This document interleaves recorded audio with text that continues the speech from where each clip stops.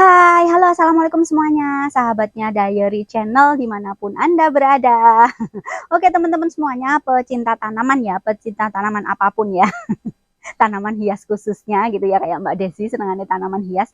Nah, kemarin yang di videonya si Vanda itu ya, itu ada yang tanya ke Mbak Desi. Mbak Desi gimana caranya biar tunas si Vanda itu cepat muncul kayak gitu ya. Nah, sebenarnya nek Mbak Desi sendiri memang andalannya yang pertama itu kan pupuk ya. Tapi memang Mbak Desi itu jarang soalnya mupuk anggrek karena Mbak Desi kadang-kadang terlena dengan jenis tanaman yang lain. Nah, senengnya nguplek-nguplek tanaman yang lain.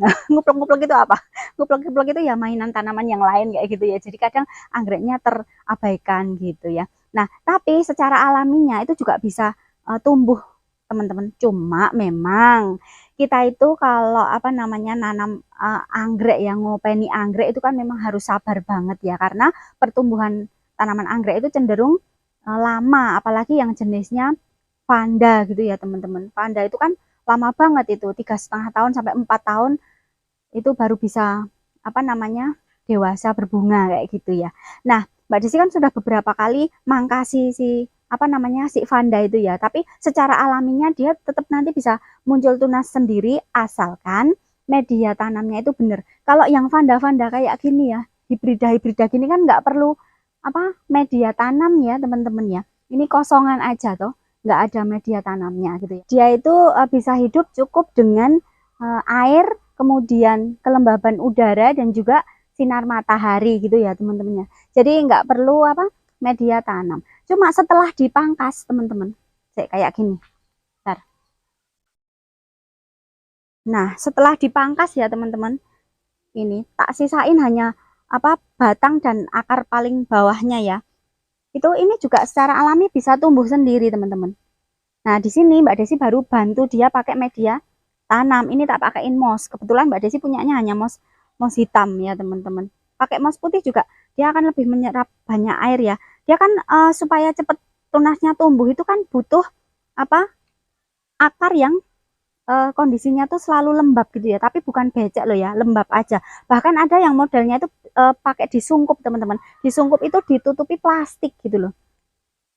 Ketika ini belum muncul, nah ini bongkotnya ya, bongkotnya kayak gini, ini ditutup plastik gitu bisa. Bahkan ada loh yang sampai dimasukkan di kulkas, diplastiki gitu kan, terus dimasukkan di kulkas jadi biar kelembabannya terjaga nanti selang beberapa saat kurang lebih katanya 3 bulan kayak gitu tuh bisa muncul sendiri. Tapi yang di sini Mbak Desi tuh nggak tak kasih apa-apa, cuma kadang-kadang aja tak tambahin pupuk gitu ya, pupuk khusus untuk anggrek atau yang itu loh NPK 16 itu loh teman-teman, yaitu pakai model pupuk apa semprot atau kalau enggak nanti dibantu pakai pupuk yang alami teman-teman. Pupuk alaminya bisa dibikin dari air cucian beras ditambah apa namanya uh, bawang merah gitu ya yang boleh dikeprek boleh diparut gitu ya, tambahin lagi supaya dapat nutrisinya yang baik itu pakai cangkang telur ya, itu dapat proteinnya kayak gitu ya, jadi akan mempercepat apa merangsang tumbuhnya tunas. Kalau misalnya teman-teman apa namanya